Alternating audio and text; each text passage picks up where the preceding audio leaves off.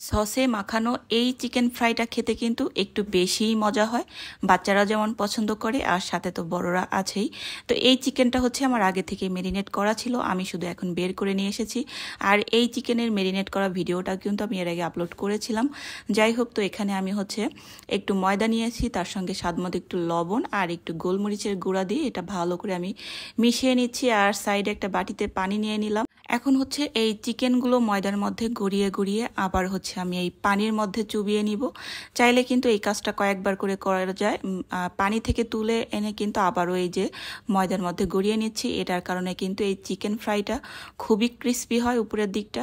আর এই তো কড়ার মধ্যে কিন্তু বেশি করে তেল দিয়েছি আর চিকেনটা তেলের মধ্যে ছেড়ে দিলাম। আর এই তো মিডিয়াম আঁচে এখন এই চিকেনটা আমি একদম মুচমুচে করে ভেজে তুলে নিয়েছি। আর এখানে সামান্য একটু তেলের মধ্যে একটু রসুন কুচি দিয়ে নিয়েছি, আর এই রসুন কুচির ফ্লেভারটা আমার খুবই ভালো লাগে। আর এখানে দিয়ে দিলাম বেশি করে টমেটো সস আর হচ্ছে একটু সয়া সস। তো এখন হচ্ছে এটা ভালো করে একটু মিক্সড করে নেওয়ার পরে ভেজে রাখা চিকেনটা কিন্তু দিয়ে দিলাম। আর এখন বেশি জাল করার প্রয়োজন নাই, শুধু একটু ভালো করে মিক্সড করে নিলেই কিন্তু হয়ে যায়। চাইলে এখানে একটু সাদা তিল ছড়িয়ে দিলে কিন্তু দেখতে অনেক সুন্দর লাগতো, এই চাইনিজদের মতো আর কি। যাই হোক, তো আমি এভাবে পরিবেশন করে নিয়েছি, খেতে খুবই মজা।